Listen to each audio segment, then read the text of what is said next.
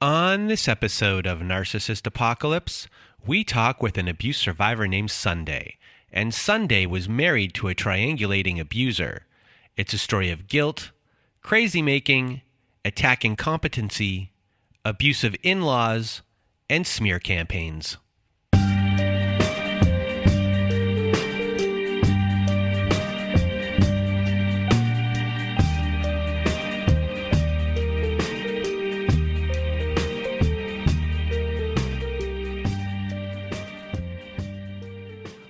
Welcome to Narcissist Apocalypse, everyone. I am Brandon Chadwick, and with me today we have Sunday. How are you? I'm very well, thank you. How are you? I am doing well. Thank you for asking. And if you want to be a guest like Sunday is today, please do go to our website at narcissistapocalypse.com. Top of the page, there's a button that says guest form. When you click on that button, it takes you to our guest form page. There you can read all of our instructions and either send us an email at narcissistapocalypse@gmail.com or fill out our guest form and press the submit button. And please do send it in the format that we ask for. And today there is no content warning on this episode. And today you're going to hear Sunday's story. And Sunday was in a 15-year relationship with this person, a 15-year marriage. And you're going to hear abuse that is going on during the relationship and also a lot of post-separation abuse stuff as well.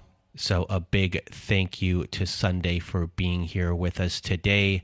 And now I'm going to get out of my way and your way. Sunday, the floor is now yours. Thank you very much. Where to begin? I think I'll probably begin with my kind of family dynamic. I grew up in the UK, mum, dad, and my sister. We had quite a dysfunctional family. I think my mum was pretty narcissistic. She was always keeping up appearances, very unhappy marriage, yet she was more interested in what the neighbours thought than actually doing what was right for her and me and my sister. So my dad was very much quite overt, flirty, was a womanizer, but she kept it all quite hidden just to keep up the appearances to the community. So I was often the rescuer for her, that I would look after her, wouldn't leave her at home when I knew he was out with other women. My sister was able to, she was a lot older than me, so she could go out with her friends. She didn't really see what was going on at home. So I was very much probably parentified, I would say, by my mum, that I was more like the parent to her. You know, like she didn't really see what was going on with me when she was trying to cover up everything that was going on with my dad. So I never really got a good sense of what love was or what a healthy marriage was or a healthy relationship. So I never really had that modeled to me. And yeah, I really believe that dynamic between my mum and I has got a lot to do with my choices in men and how I've attracted narcissists into my life. So, as a child, did you have a lot of friends? And I guess what were you like as a teenager? How did you see yourself? Did you have confidence in yourself? Anything like that? What were your hobbies? And did you have lots of friends? And did you have any relationships at all when you were a teenager? I had friends. Again, because my mum was so kind of obsessed with being up there and competing with others, I was sent to what was kind of classed as a selective school, which I really shouldn't have gone to because I wasn't up to the standard of going to a selective school. But I went to this all-girls grammar school and I really didn't do well at all. I was kind of bottom of the class. I couldn't keep up. So I had no self-confidence. I was very, I don't know, I was ashamed. I was embarrassed. And like, I would never do that to my children. And my mum was oblivious to it, though. Never, never checked if I'd done my homework. Didn't really care what my grades were as long as I was going to that school. So I had friends, but I had very low self-confidence and low self-esteem. I had boyfriends here and there. My first long-term boyfriend was when I was 17 for 2 years. Again, he's more of an overt narcissist, I think. He's really out there. He's now an actor in the UK. So it's funny when I see him on TV shows and that, I think that's right up your alley, being right in front of the camera, He was quite abusive. I don't think I've ever been in a relationship where it's not been abusive. And when I have gone into relationships where they're not, it feels really bizarre to me. It's like, I don't know what to do with a nice man. So, yeah, I went out with him for a couple of years, and then I went out with a professional soccer player. And I wouldn't say he was a narcissist, but he had, he had quite a glamorous lifestyle. He had women all around him, which was the downfall of our relationship. But I ended up falling pregnant to him. And that relationship didn't work out. And I was a single mum at 21, which was pretty hard because, again, my parents, while I was going out with him and he was this famous soccer player, my parents quite proud. And, oh, my daughter's going out with him, blah, blah, blah. But then when we finished and I was pregnant, they were ashamed. So my mum wouldn't let me go near her work when I was pregnant for fear of her colleagues seeing that I was pregnant. She kept it all a secret. When I went into labour, she just walked out of work, didn't tell anyone where she was going, through pure shame that, I was this 21-year-old pregnant to the ex-soccer player. So, yeah, that was pretty hard because, again, I brought shame on the family. So my self-esteem never really went up. I never really had any confidence. And so when I met my husband, who was from Australia, it was like my ticket out of there. I actually thought, I can leave. Like, this is a good way of going to the other side of the world and leaving all of this behind me. So I wouldn't even say, to begin with, I was immediately attracted to my ex-husband. I was just very vulnerable, and he had travelled to the UK for my sister's wedding. My sister was marrying his friend from Australia, and he'd come over for the wedding, and I was a single mum living on my own, and he had come over and he had nowhere to stay. So I was asked if I would put him up because he didn't have anywhere, and I had a spare room, so I did. I didn't know him, but obviously I got to know him.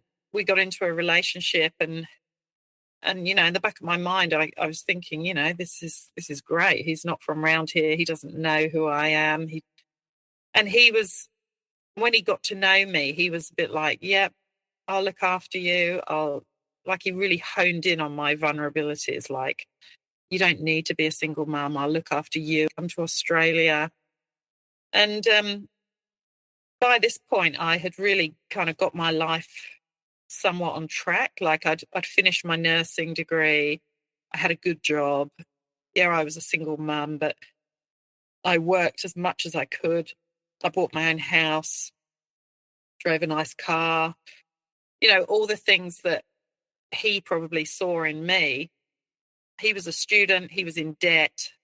He didn't have a penny to his name. And there I was, offering to fly him over from Australia after he'd gone back after the wedding. I was like, oh, I'll fly you back over. like, come and see us, because how are we going to have this relationship? And so he, of course, jumped at the chance. And I would spend all this money on flying him over. And that's when I actually fell pregnant with my second child on one of the trips that I'd paid for him to come and visit. And so it kind of sped things up. He was like, well, you need to come to Australia sooner rather than later. And you're a nurse, so you can get a visa to come and live over here. And, I'll look after you. Everything's going to be okay. He would send me love letters. He would, he really did the whole love bombing very, very well. He was telling me he loved me within probably 2 weeks of our relationship. And it was everything I wanted to hear, like I'd at 21, I found myself single mum. My parents, I'd brought shame on the family. Even my sister, when she found out I was pregnant and she found out that I was keeping the baby, she said to me, don't expect me to be happy for you. And didn't talk to me for weeks because she thought I was throwing my life away. So there was this guy who was promising me the world, and I completely ignored all the red flags of the fact that he hadn't ever been in a long-term relationship. He didn't have any money. He portrayed that he came from this close-knit family where mum and dad were still together. He said he'd never heard his parents argue. And that really appealed to me, that he came from a good family, because my family was so dysfunctional. I kind of thought that was a good trait for someone to have, that they came from a good background. And so my son and I would be welcomed into the family. And he really painted a picture of a great life for me and my son.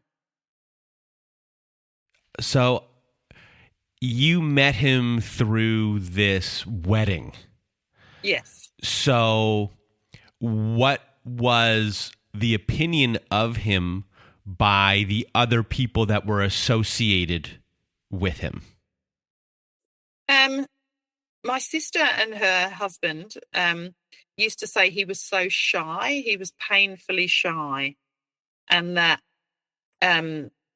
because I used to say, oh, well, why has he never had a girlfriend? If he's so nice, why is he never with anyone? And my sister had always told me that he'd always had kind of one-night stands with a lot of her friends that had visited, so he'd always had these relationships with my sister's friends, but it never come to anything. And I never really knew why. And so I thought to myself, oh, well, I must be special if he wants to pursue a relationship with me. And he didn't with any of my sister's friends. And they just used to say, oh, it's because he lacks self-confidence, he's shy. And I thought, oh, that's really nice. Like, I really like the fact that he wasn't going to be violent. He wasn't going to be aggressive. He wasn't, I kind of thought, this is a man I would like to bring my son up with me. I really thought he was a good man with good values, good family. And the fact he lived across the other side of the world was quite appealing too. So, I threw everything into it. And he did too. Like, in the beginning, like, he really made me feel like I was special. And so I got all the visa stuff sorted and put my unit on the market back at home, and we flew over here. And I was pregnant. I think I was probably about 28 weeks pregnant by the time I got everything sorted.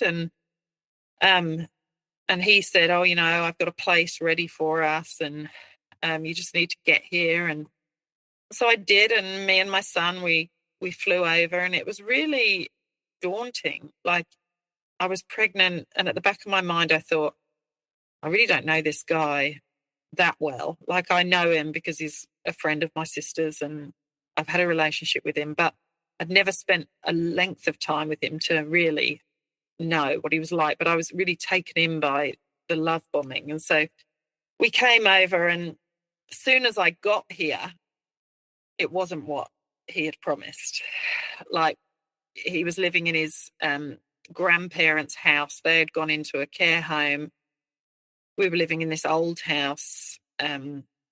He was at uni, and he was going to his pracs during the day. So I was left at home with my son, and I was pregnant, and I didn't have any friends, and my sister didn't live close by. And I was just becoming more and more depressed by the day. Like, half of me was thinking, what have I done? And the other half, he couldn't believe that I wasn't ecstatic that he had taken me in as a single parent, that actually I should be grateful that somebody had wanted me. And so he just couldn't understand why I couldn't settle in, and why I felt quite isolated, having no friends. And he would say, well, you don't need any, you've got me. And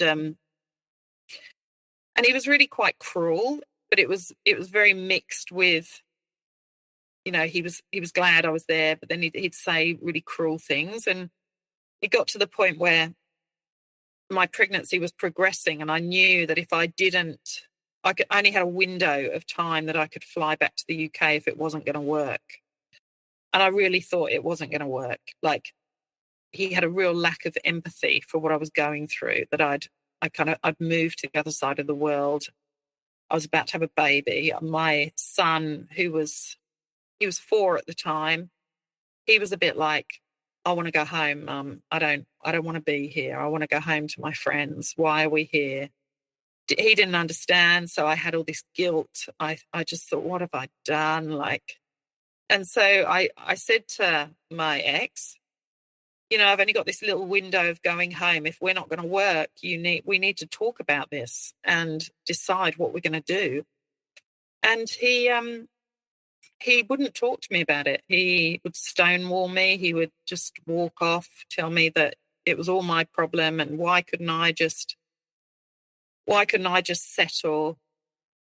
And I said, look, that's not going to get us anywhere. Are we going to try and work it out, or shall I go home? And he just said, do what you want.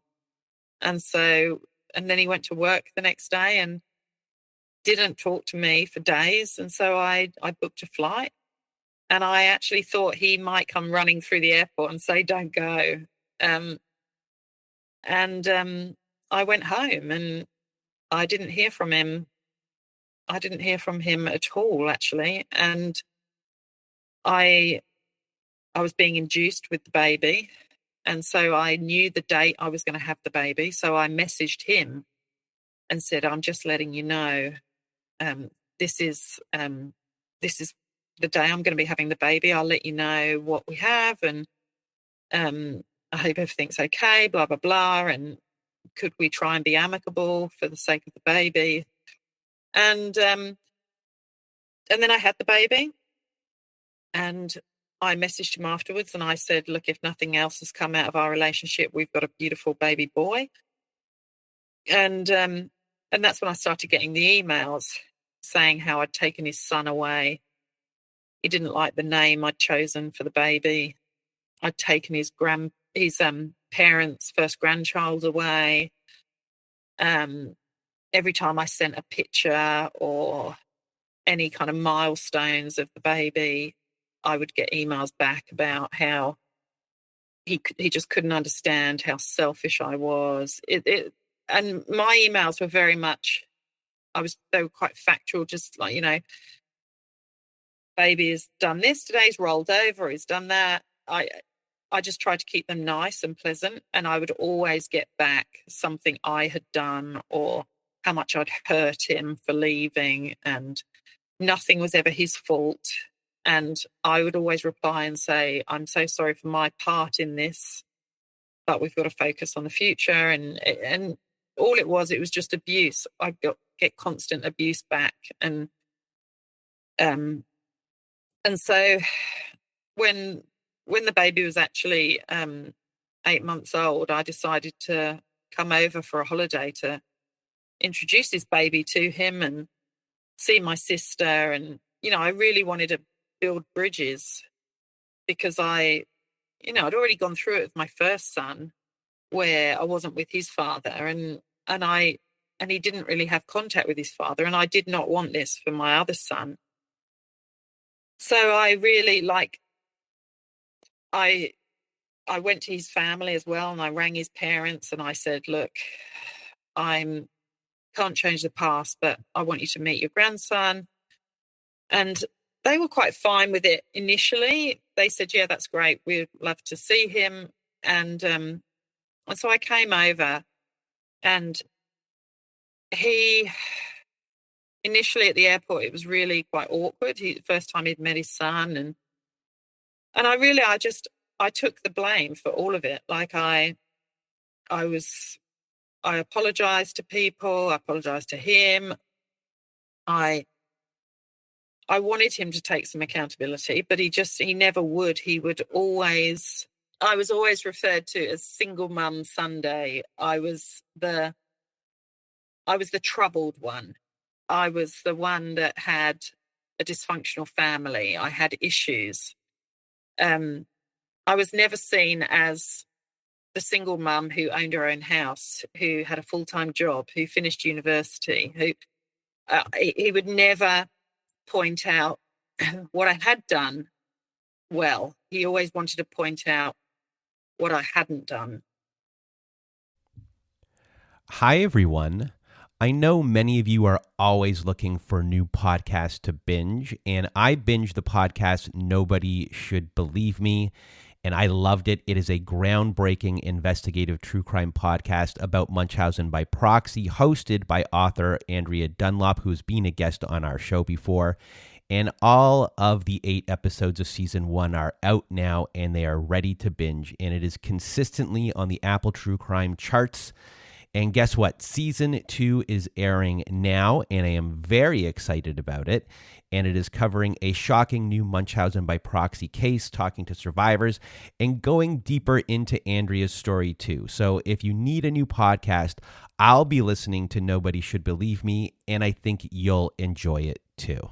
Nobody Should Believe Me is available on all podcast apps.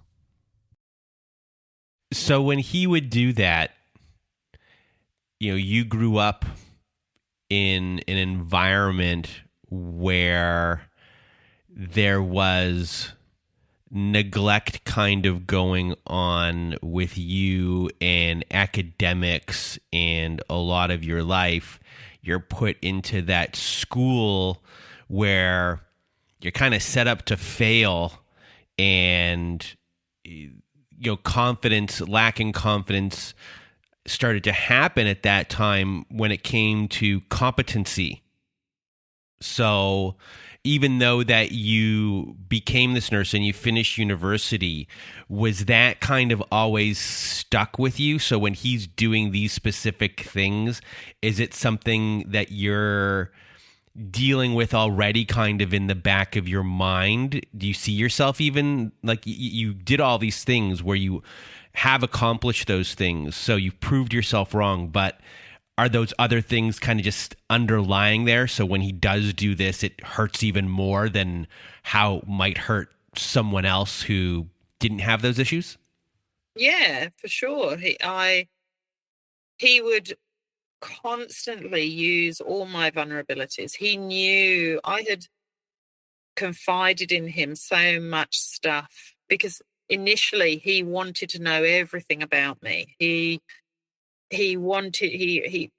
portrayed himself as this caring, you can trust me, tell me. And I used to say things to him, like about my parents and how they, I never felt good enough.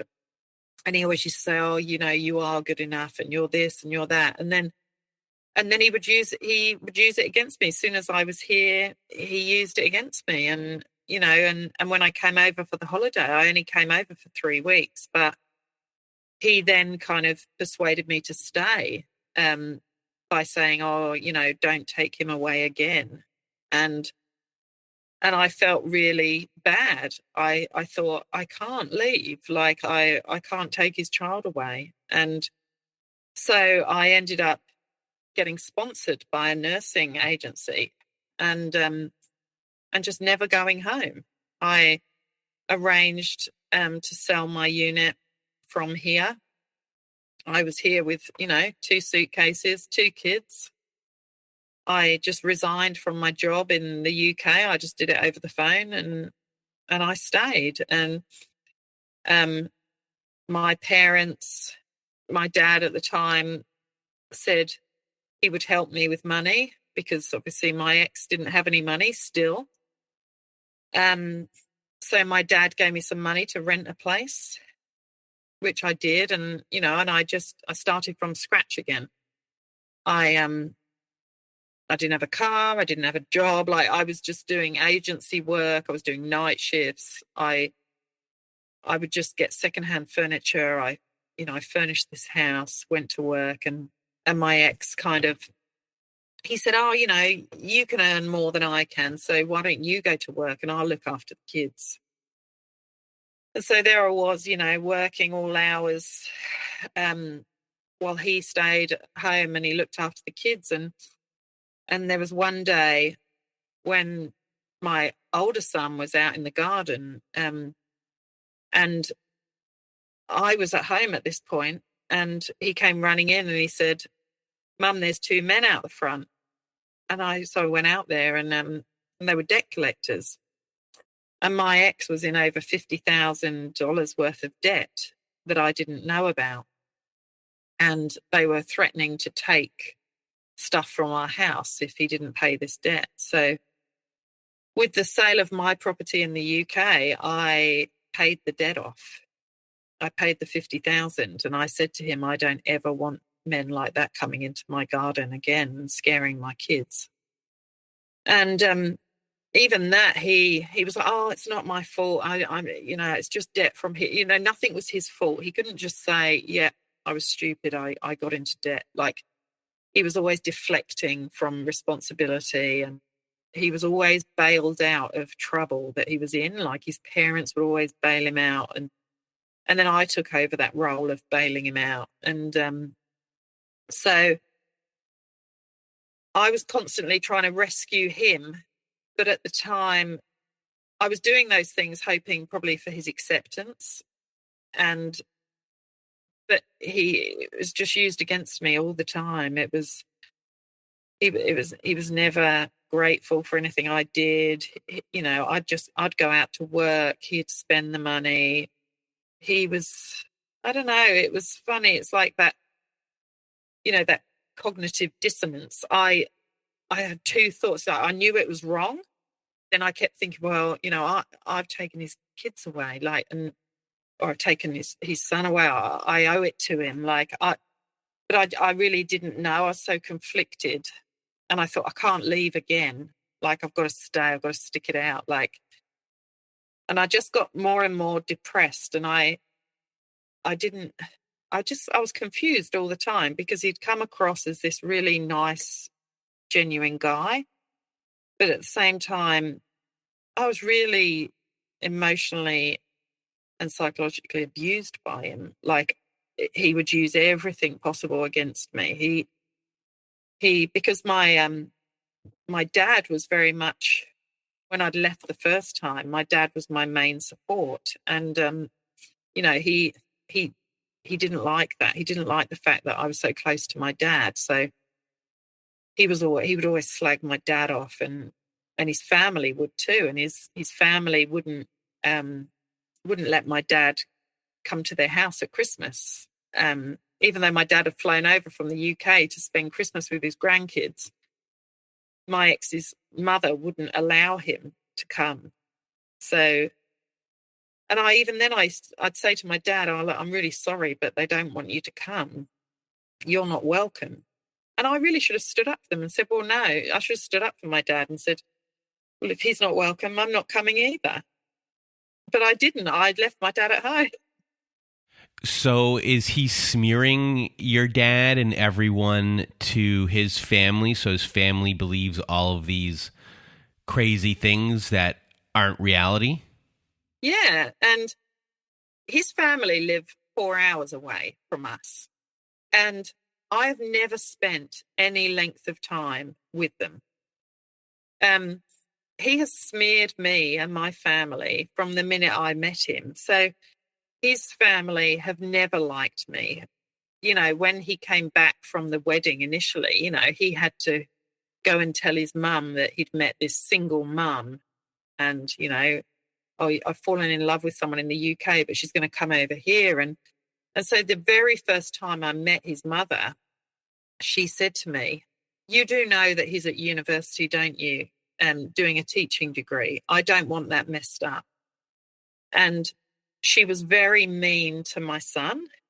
She wasn't, you know, she wasn't nurturing, wasn't loving to him or anything. She would tell him off in it straight away. And even then I thought, oh God, this isn't the picturesque family I had in my head that you'd painted that your family was so perfect. And straight away I felt uncomfortable meeting them all because I was, you know, he'd obviously said to them that I was troubled and, you know, I was this single mum and that, you know, he was rescuing me. And then he must have told them, you know, oh, she's gone back to England. She's taken your grandson away, or, you know, because they all hated me. They all hated me with a passion. They still do. And so I was very much triangulated with the family, that it didn't matter what I did. They didn't like me. So what was his role within his family? Oh, he was golden child. He could do no wrong. He didn't finish his teaching degree. He had every opportunity to finish his degree. He didn't. That's my fault. He now, you know, I mean, and I'll get on to what's happened since, but it did not matter whatever happened between me and him, it was my fault. He drank for most of our marriage. He was, I would call him a professional alcoholic. You never knew that he was drunk, but he was always drinking. The children knew it. I knew it. His mum was an alcoholic,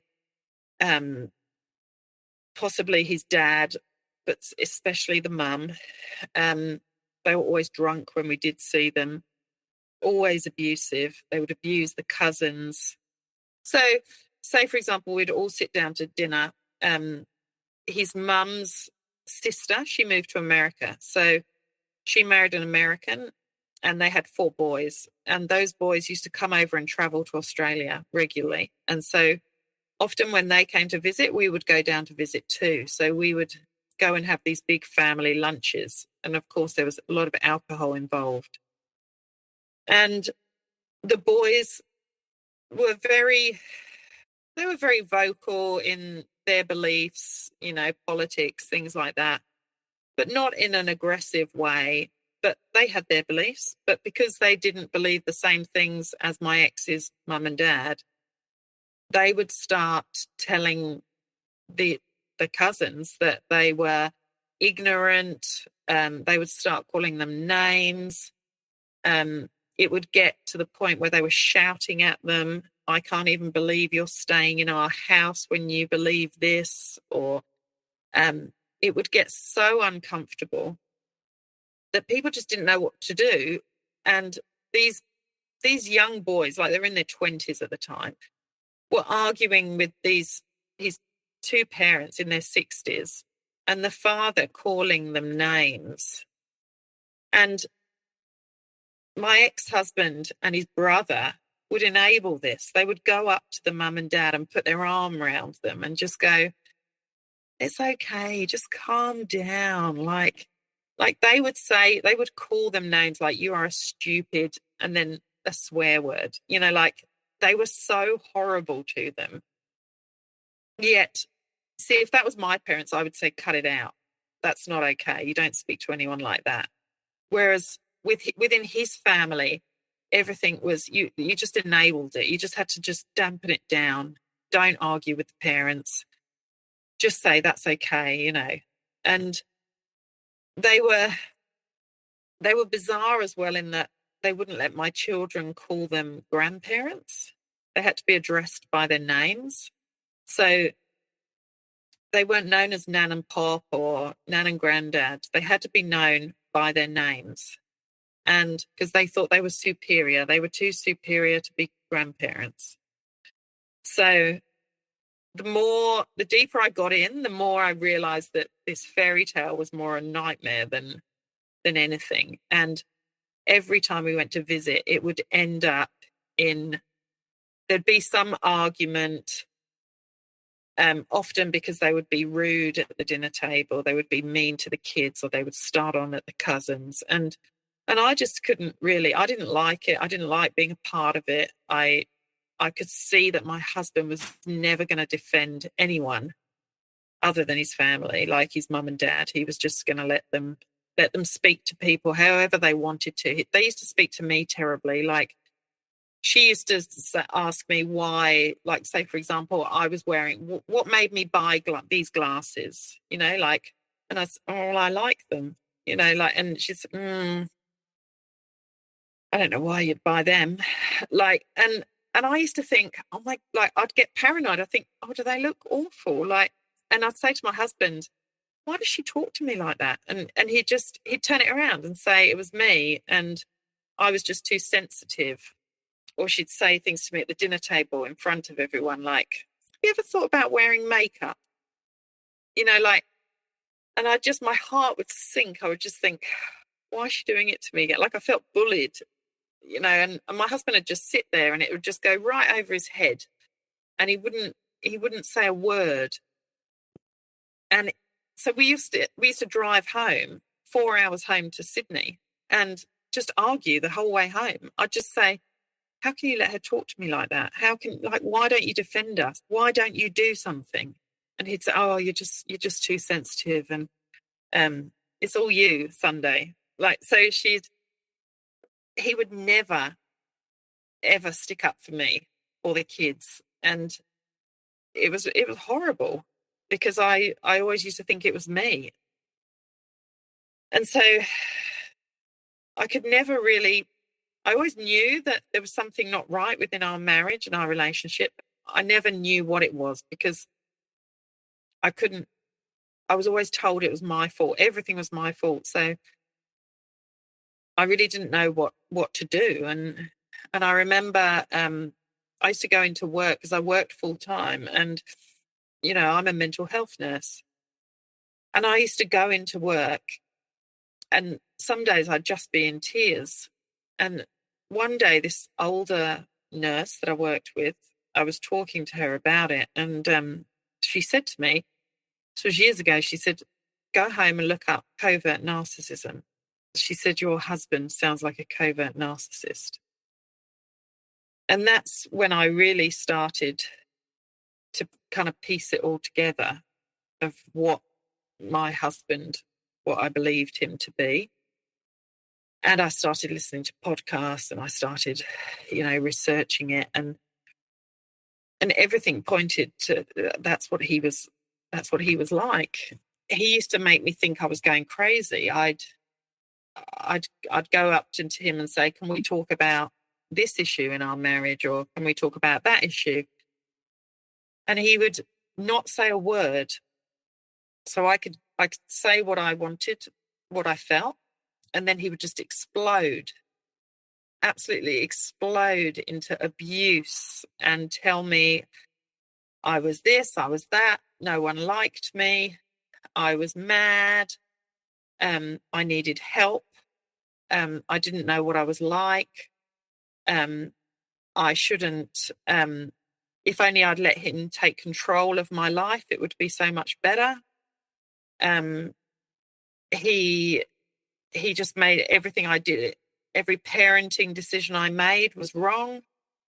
And it would get to the point I'd literally be on the floor crying, saying, please don't talk to me. Like, okay. And I'd end up, rolling over and saying, I was sorry. And he would literally, but at that point when I was on the floor beside myself, he would get up and it's like he just had supply. He was happy and he'd literally bound around the house like he was on a high. And I could barely get up off the floor. And he would, I don't know, it was so bizarre. He would be on a high for the rest of the day. And I just could barely function. And it was like he was kind of saying, there you go, see, you are mad.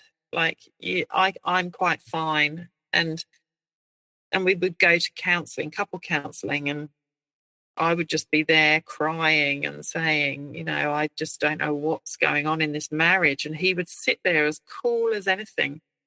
And it made me look even crazier, like he could completely keep it together and answer the counsellor's questions. And there I was beside myself. I couldn't even speak sometimes. And it was only fairly recently, when after we had split, that one counsellor asked him to leave the room. And he said to me, you do know you're being abused. And it was like somebody had just taken a weight off my shoulders, because we'd been to all these counsellors in the past and he had just pulled the wool over their eyes. And yet this one guy just had his cards marked from the beginning. And he said, are you safe to go home with him? And I said, he won't hit me. He's never hit me. And he said, I'm not worried about that. He said, he is abusive. And I said, I know. I said, I think he's a covert narcissist. And he said to me, you've hit the nail right on the head. And so it was only recently, after 15 years, that I actually feel validated of that I was not going crazy, and that, he was abusing me. And because for years he used to tell me I was the perpetrator. He was the one that was abused by me, and it was all me. It wasn't him. And my self-worth was beaten down so much that I used to think, am I the problem? Like, I'd Google, am I a narcissist? Like, is it me? Like, I really thought I was going crazy, like, to the point I would go to the doctor and say, I think I'm going mad. Like, I don't know what's going on here. And he owns a local cafe, so he is very well known in our area as Mr. Nice Guy. And everyone thinks he is just the greatest bloke going round. And he really, when we separated just, it was the first day of homeschooling of COVID. And his mother had actually, his mother had died. She passed away, and we went to her funeral. And when we got down there, the brother was waiting at the chapel, and I went up to him and I said, I'm sorry for your loss. And everything, I thought I'd done the right thing. I'd gone up to him, and then the funeral happened, and then we went back for the wake, and the brother started to walk over towards us. So I kind of just sat with the kids, because I thought, none of them like me, so I'm just going to sit with my kids, and, it's their mother's funeral. I'm just going to do the right thing. And my husband said to me the day after, I will never forgive you for the way you treated my brother at my mother's funeral. And I hadn't done anything. Like, I literally sat with my kids. Like, I didn't say anything. I said, I'm sorry for your loss. The whole family ignored me that day. They all sat away from me and my kids, and we weren't involved. We weren't invited back to the house afterwards. We had to stay in a hotel. My husband didn't stay with us. And my husband said to me, do you wonder why they don't like you, Sunday? It's been years in the making. And I used to think to myself, what have I done? Like, I haven't done anything. Like, I don't ever see these people. Like, he actually made me believe that no one liked me, and that I'd done really awful things over the years that he could never explain to me. I'd say to him, explain to me. And it was like banging my head against a brick wall. I'd literally scream at him, tell me what I've done. But he could just disguise it so well that it was so hard to explain to anyone the abuse at the time. It's even hard to really explain now, because on the surface, he looks like a great bloke. And the smear campaign since we've separated is insane. I can walk through our local village and no one talks to me. I'm, he's smeared my name that much that lots of people who I used to be friends with, I'm not friends with anymore. So, you are going through all of this. You went through this whole entire marriage, and you just said that it was hard kind of to pinpoint what's happening or what is abuse or what is not abuse. And a lot of people know that we deal a lot with describing the different types of abusers that are in the Lundy Bancroft's book. Why does he do that? And some of the things that have come out of your mouth are 100% you're dealing with a Mr. Right. And if someone had given you that book and you read that type right off the bat, you would know 100% that you were not crazy, and that you're dealing with someone who just needs to be right. And one of the things that you said here had something to do with I know better than you do, even about what's good for you. If you just accept, if only he let me take control. If you just accept that I know what's right, our relationship would go much better. Your own life would go much better too. I mean, you said that without even looking at a piece of paper or anything, and it was oh, this is who you're dealing with. This is exactly who you're dealing with, and that's who his family is too. They ridicule, they discredit your perspective, they try to make you feel that you are stupid. And, that's how they really start to kind of take control of your life. And they mock you and insult you, calling you names. And it's just a suffocating kind of control, which is hard to put your finger on as a form of control, because technically, it's not like they're stopping you from seeing your friends, or they're tracking where you're going, or it's being done with these words and superiority and keeping you below them and keeping you down somewhere and pushing you down. And that's that kind of control. It might not look like it, but the words are pushing you in a hole, and then the words are making you feel a specific way. And it's hard to, those words are like a foot on your neck, and it keeps you in your place. For you, it did it for 15 years. Yeah. And there were some real specific incidences where I didn't know what to do. For example, when it was my son's 16th birthday, my ex-husband was going to a work meeting, and I specifically said to him before he left, we're going out for dinner tonight. Make sure you don't drink at this meeting.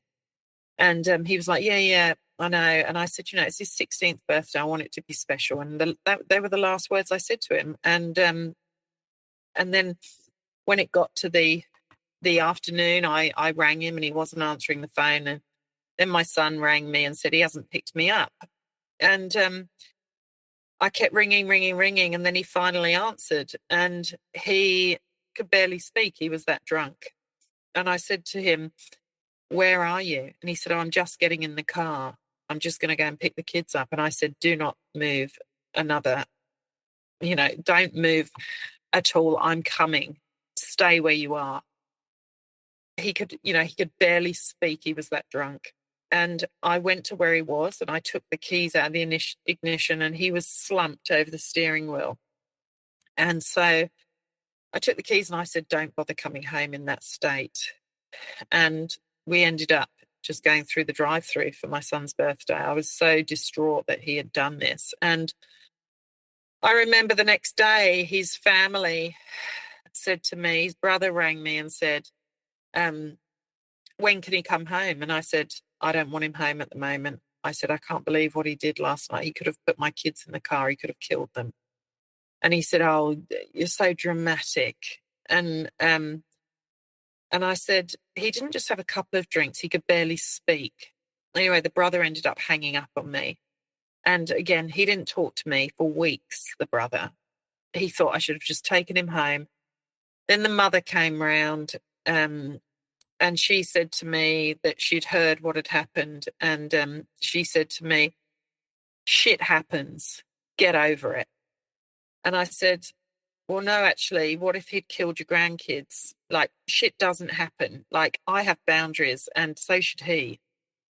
And not one, like, if that was my son and his wife, I would say to my son, are you stupid? You don't drink and drive. You don't and yet, once again, this was all my fault. Like, I should just get over it.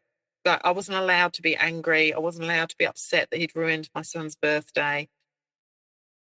No one thought that I should be upset. I should just get over it and he should come home. So he ended up coming home and I was the one that was in the wrong again. I had to write it with his brother. I had to say to his brother, I was sorry.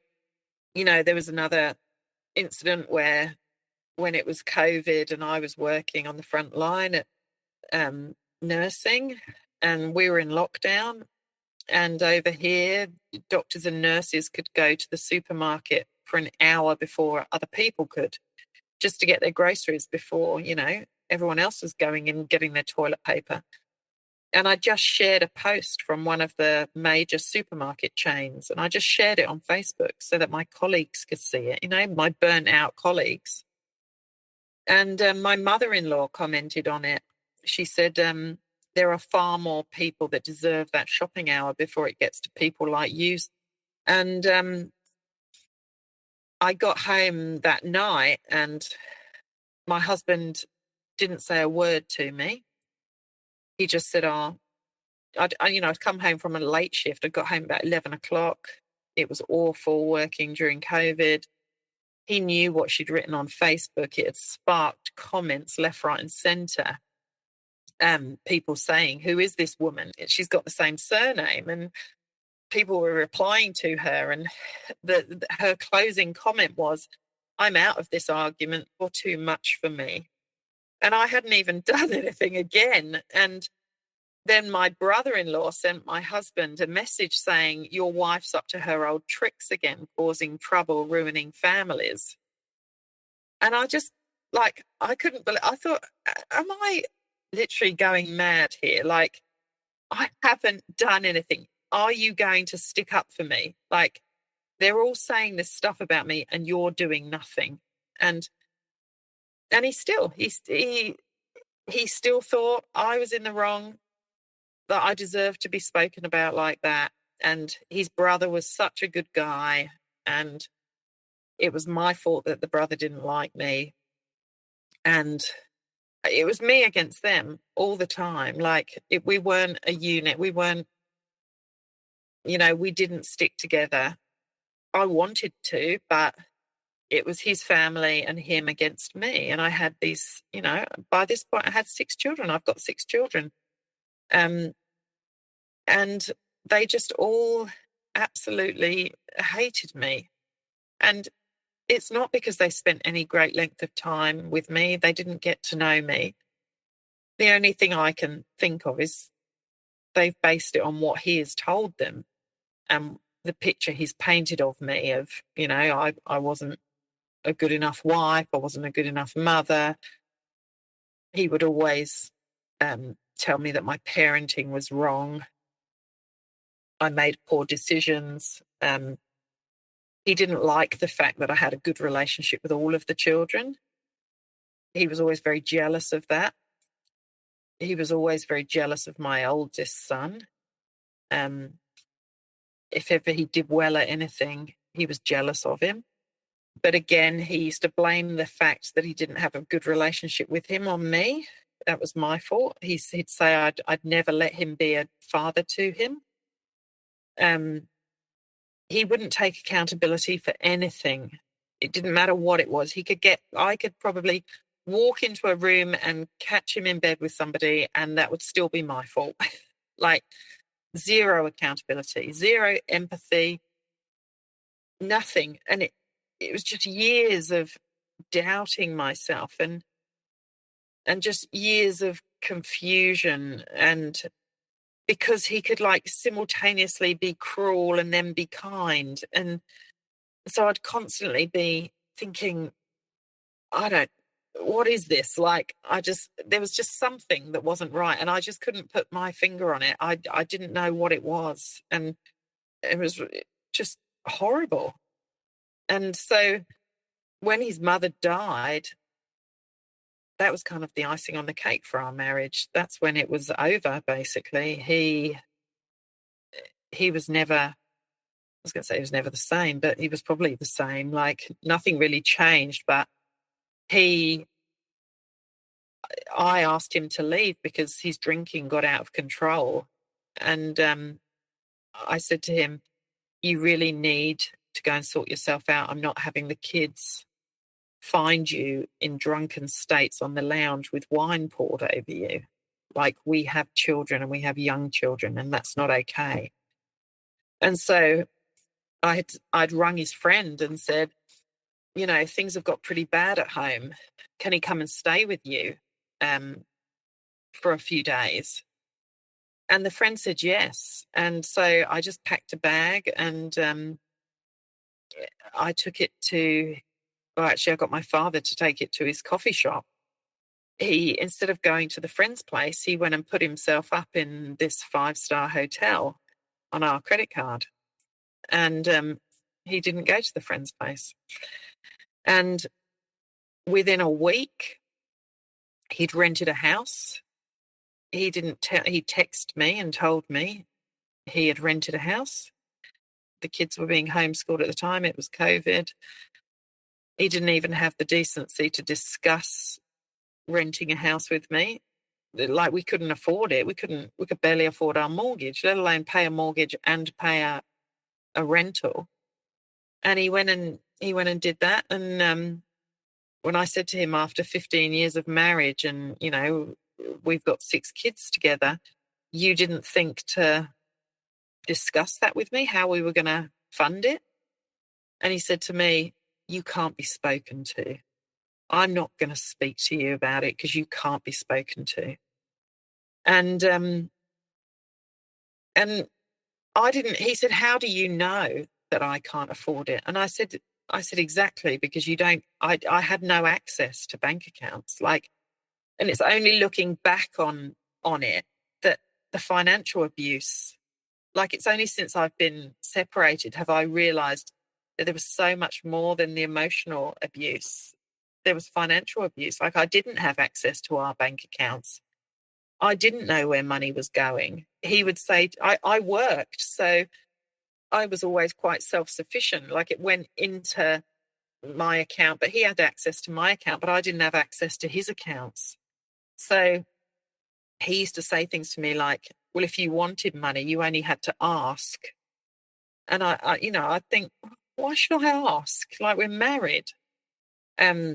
He would always buy himself the best of everything. And I would always ask, like, where have you got this money from? Like, I didn't know really our financial situation. I just knew that I worked and I worked hard and I had enough for what I needed. And I never really bought myself anything. I always used to buy the kids stuff, make sure that we had stuff at home, and I wouldn't really get myself anything. But he would be going around in the best of everything all the time. And he used to say to me, if you don't look after the CEO of a company, the company will fall down. So, his mindset was that he had to look after himself to the highest standard for everything else to flow on. And if only I did that, then things would be so much better. Yeah, so he went off and he had his little rental house. So he literally discarded me within about a week of, after 6 kids, 15 years of marriage. Within a week, I was like a nothing. And he spent all of our money. He furnished his house with the best of everything. When we moved into our house, I was buying secondhand furniture, trying to save money. And he went and bought himself the best of everything. He filled the house up with balloons for the first time. The children went round there as though it was a celebration to them. And when I said to him, the kids are hurting, like this has all happened within a week. Like they don't know what's going on, and you're filling the house up with balloons. And that's when he would just he said I was poison, and that I would see him in court, and I would just crumble. I was so weak by this point that I just doubted myself, and I thought, oh my God, like, we're going to court now? Like, you've moved out? Like, this was all happening overnight, it felt like. I'd put up with years of abuse, and then all of a sudden, he wasn't there. He was in a new house. I didn't have any money. I had this big house on my own, 6 kids. The kids were all beside themselves. They didn't know what was going on. It was COVID. I was trying to homeschool them. Like, my whole world was coming crashing down. And and then just this one day, he messaged me and said, we need to go to mediation. And so I said, okay, fine, we'll go to mediation. So we go to mediation, and it was awful. I just remember sitting, because it was COVID, it was on Zoom, and I just remember shaking and thinking, oh my God, what's he going to say? What's he going to do? And initially it went quite well. And we kind of came to an agreement about the children and when he would see them. And the lady said to me, oh, have you got any concerns? And I said, my only concern is whether he drinks when he sees the children. Like, normally I'm there, so it's okay, but it's not okay. But I said, I just don't want him having the children and drinking. And he turned around and said, can we talk about your drink and drug problems? Now, I've never taken drugs. I've never even smoked marijuana. Like, I've never had a drinking problem. I don't have a drug problem. And he said it right there. And my face, like, when you think, oh my God, if I try and explain myself, I'm going to look guilty. Like, I was in shock. And I kind of stared at him across the computer screen like, what are you talking about? And then I froze. And I said, I don't have anything more to say. And we ended the mediation session. And the next time I saw him, I said, what was that all about? And he said, oh yeah, sorry about that. As though I just wanted to let the mediator think that you were the problem, not me. And I couldn't go back to that mediator.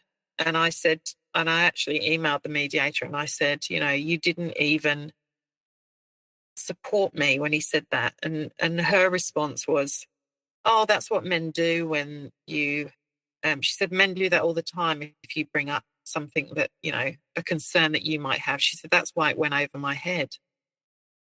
And I said, I don't know, I lost faith in her. Like, I don't know why I thought she might protect me, but I thought she might kind of question him as to what he was lying about. Or anyway, it ended up getting quite nasty. And once again, I tried my hardest to pacify him. And I said to him, you can see the children whenever you want to see them. And I want to be amicable, and can we just, do what's best for the children? And we started to go for dinner once a week with the kids to try and settle them into this new life. And it was my son's birthday, and we went out for dinner, and I thought we'd had an okay time. There was no arguing. It was fine.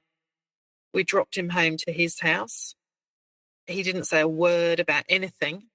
And about 11 o'clock that night, I got a text message from him, and it said, "I'm just letting you know I'm taking you to court."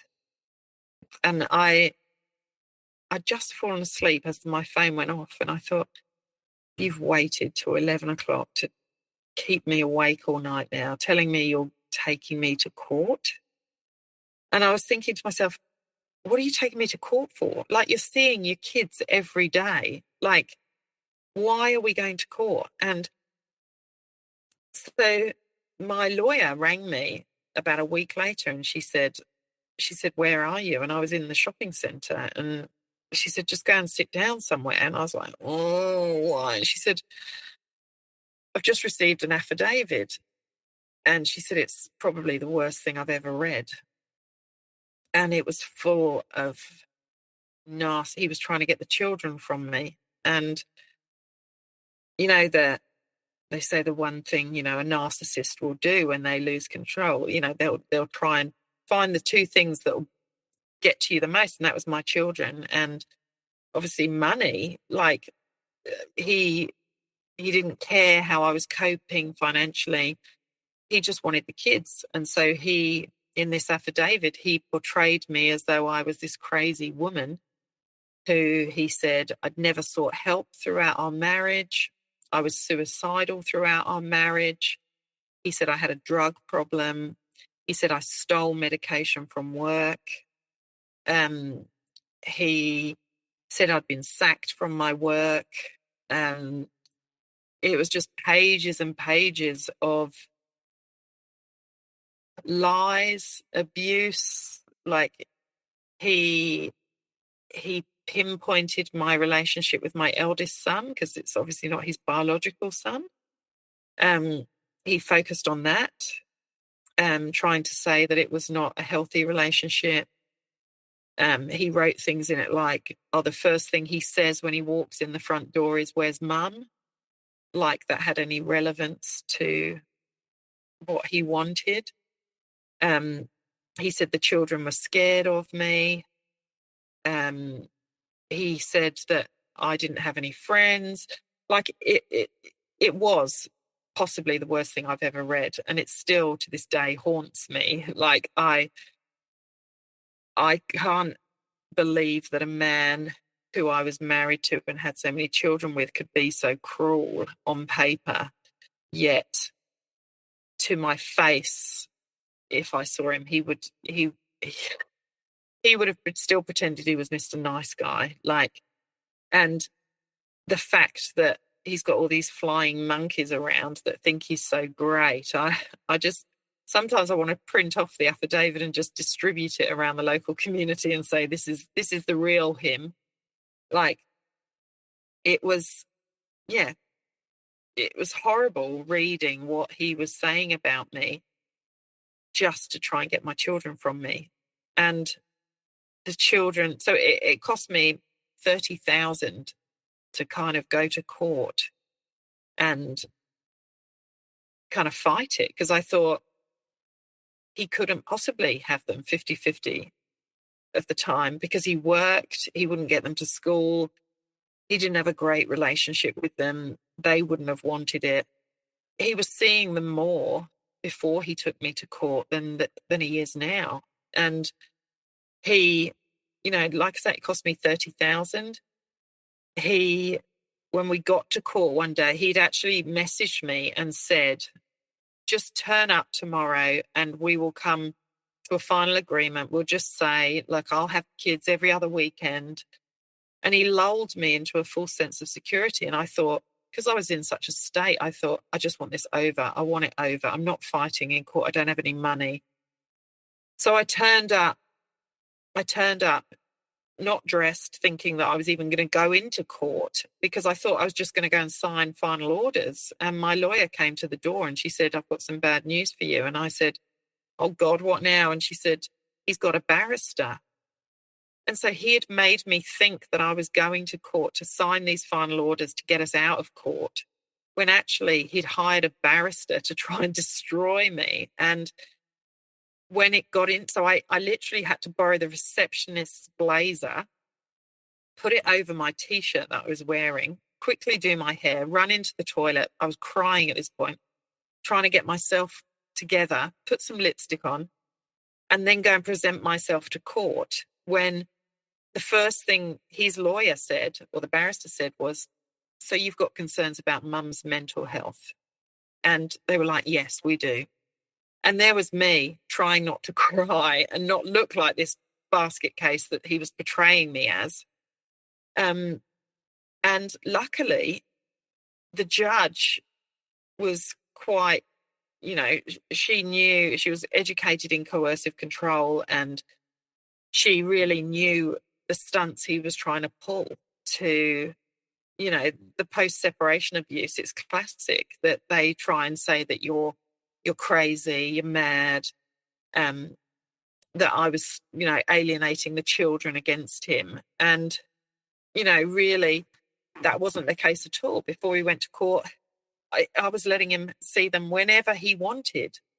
And it came out of the blue that he was taking me to court. So he kind of ended up, shooting himself in the foot, because he ended up just seeing them one day during the week, and then supposed to be every other weekend. We've got court orders for it. And he hasn't had them one weekend.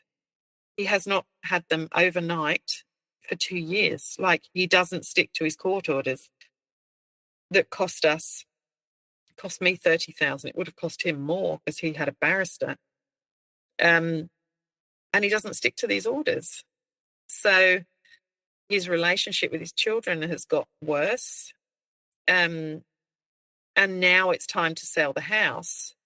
He actually messaged me and said, "Can we do this amicably? Because I don't want to go. I don't think we should go to court." And I thought, you just dragged me through court when I didn't want to. And now you've run out of money. You don't want to go through court. And it was actually the day we came out of court for the children, after he had accused me of being crazy and not in a position to look after my children, he sent me a text message. I kid you not, half an hour after coming out of court, it said, "Regardless of what happened in court today, would you like to go out for dinner with the children tonight?" And I just, again, that whole I couldn't, I was looking at the phone thinking, are you serious? Like, you have just, in front of a courtroom, accused me of being crazy, and now you're asking me to go for dinner? Like, and I thank God I had such supportive friends and family to actually tell me, this is not right. Like, you are not mad. Like, and it's only now that I'm out of it, and I'm really out of it, because I went no contact. Like, the whole time I had contact with him, this was continuing. Like, the post-separation abuse was horrific. And it got to the point where now I have to have no contact with him. I cannot have a single conversation with him. Like, I try to, like, parallel parent with him, but I can't even do that. Like, he doesn't stick to the court orders. I can't, I feel like I just can't do anymore. Like, if I do, my health suffers. I get too stressed and overwhelmed, because he looks at me with contempt. And like I said before, that the local community are so taken in by him. None of them can kind of know the stories behind it, or the crazy making behavior. He wouldn't tell them any of that, obviously. He would just tell them that, I've stopped him from seeing his children, or I'm crazy, or, whatever he's told them, and that they've chosen to believe.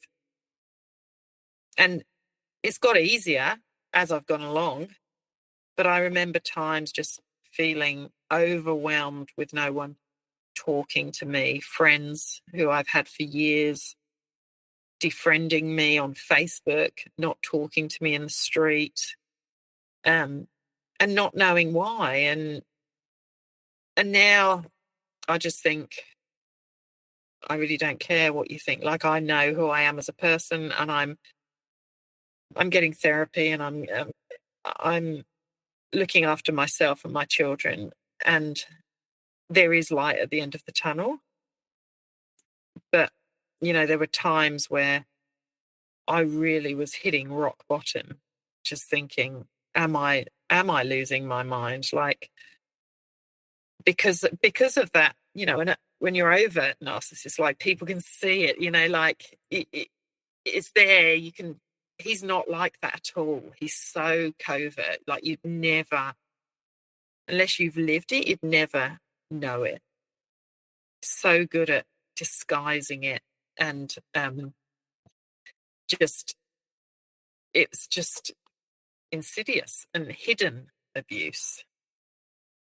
So, do you have any words of wisdom for everyone listening? I guess I always knew that no contact was the way that you deal with narcissists, and from all my reading and research and that.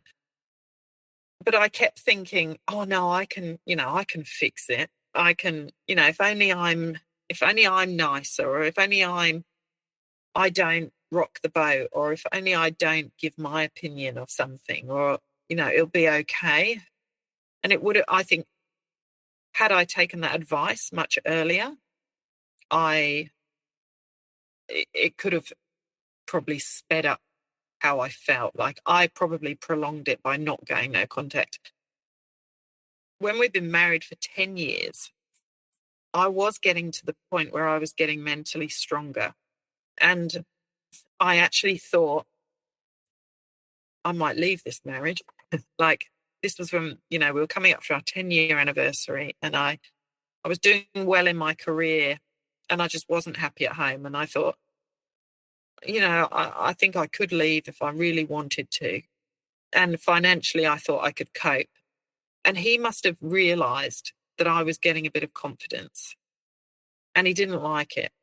And I remember going out one night with my colleagues, and he would never normally care if I went out. Like, I didn't go out very often, but this one time he actually drove to where I was, and he rang one of my colleagues and said, tell her to come outside, she's coming home. And that wasn't a red flag to me. I didn't think, oh, he's being controlling or anything. He portrayed it as though he was worried about me, that, you didn't answer your phone, so I came and found you. So I had to leave the party early because he'd come all the way into the city to come and get me and take me home. And it was coming closer to our 10-year wedding anniversary, and he obviously didn't like the fact I was getting a social life and I was getting, my confidence back. Anyway, it got to our 10-year anniversary, and he completely went out on a whim. He got this limousine to pick me up. We went back to the church where we got married. We got remarried. We went back to where we had our wedding reception. He had band playing live music of our wedding song.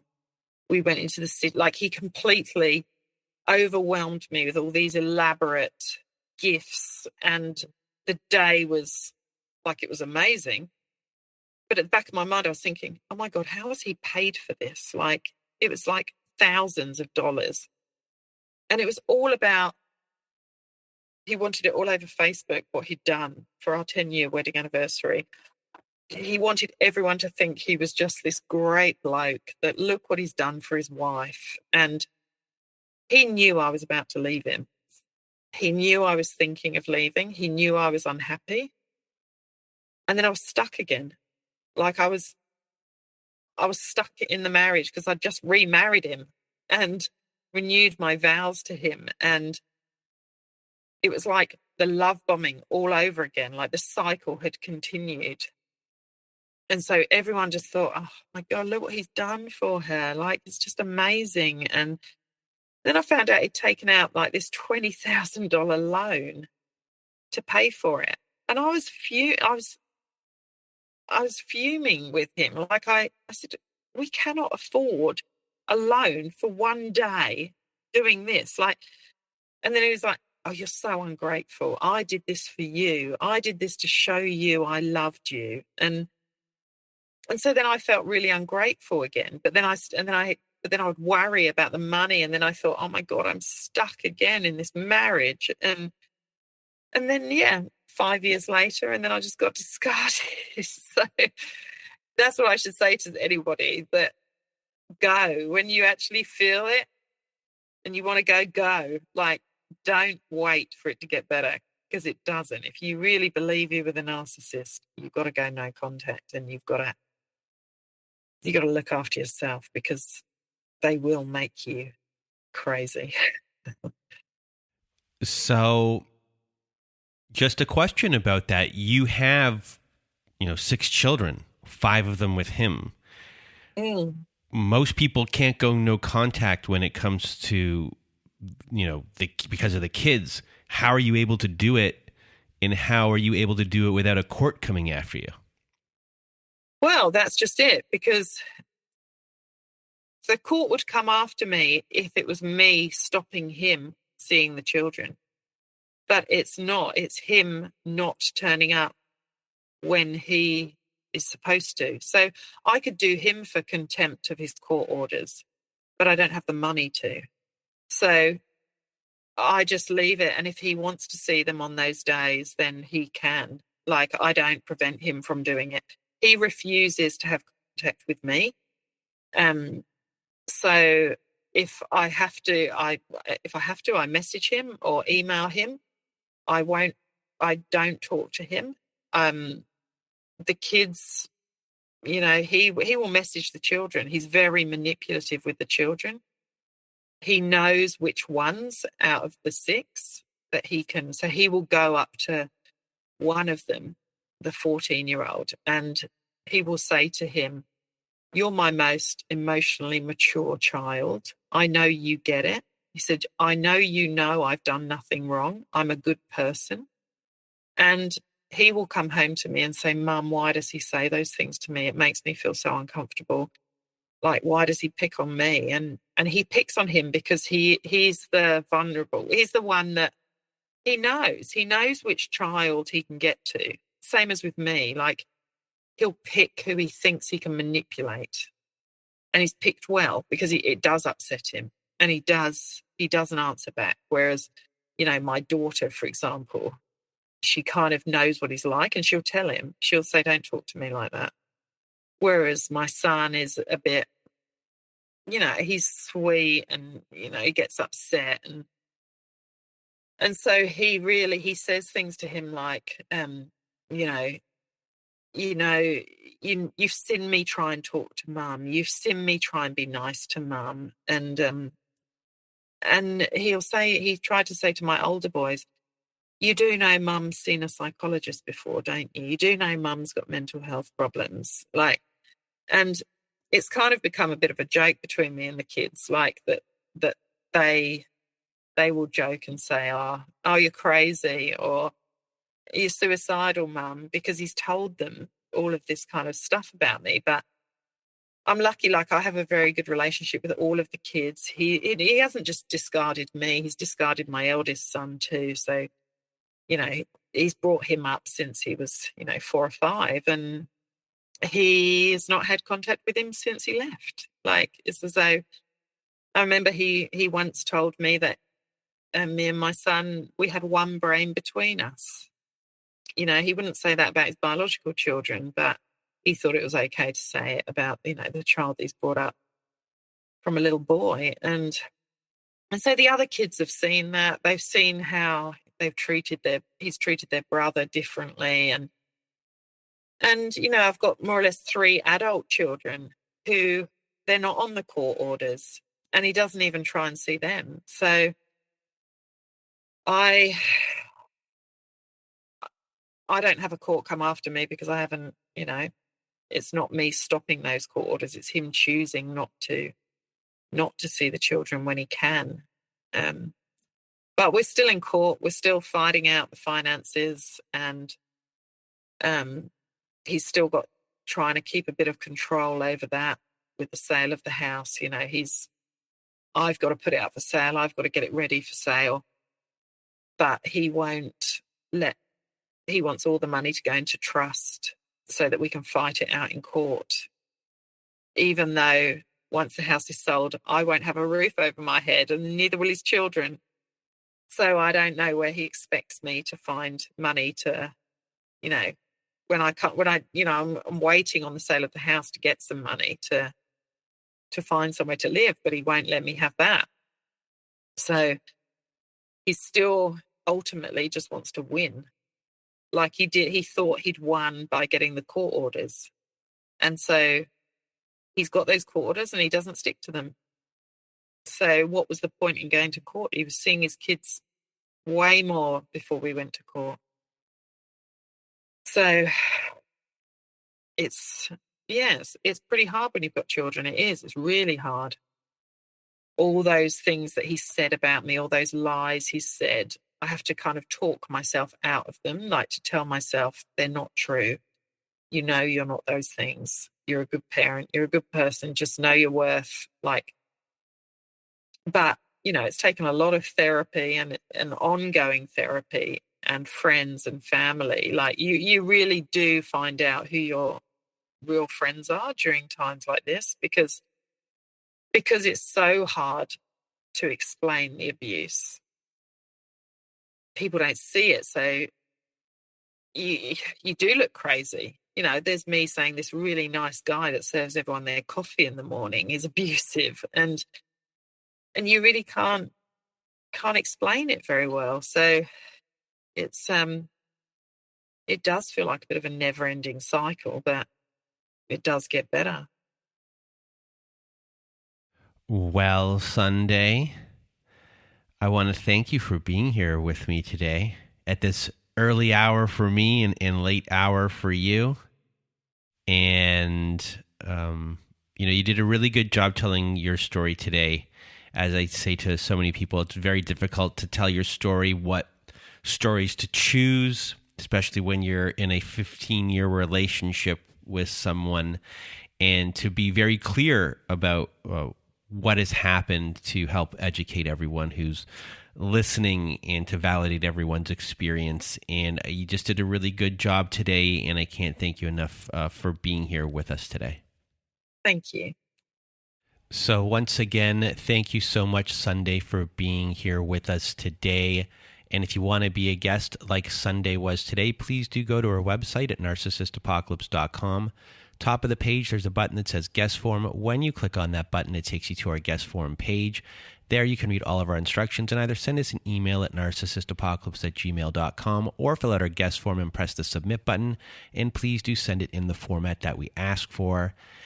And if you are someone that needs support, we at narcissistapocalypse.com have a support group. So at narcissistapocalypse.com, top of the page, you'll see a support group button. When you click on that button, it takes you to our very own safe social network. And inside, you'll see that we have Zoom meetings every Wednesday night, Thursday afternoons, and Saturday nights. We also have forum boards for you to post on to get the validation that you need from survivors just like you. And you can validate other survivors just like you too. It's a wonderful group of people on there. You can share your experiences and make friends as well. It's a great group of people and a great support group. So if you need support, join our support group today. And if you need even more support, please do visit our friends at domesticshelters.org. At domesticshelters.org, they have articles and resources to help you make sense of what you're dealing with. They have every phone number, email address, and every web address for shelters and agencies, no matter how big or small the town you're in. Domesticshelters.org has it there and is a wonderful free resource and a wonderful organization. So if you need extra support, please go to domesticshelters.org.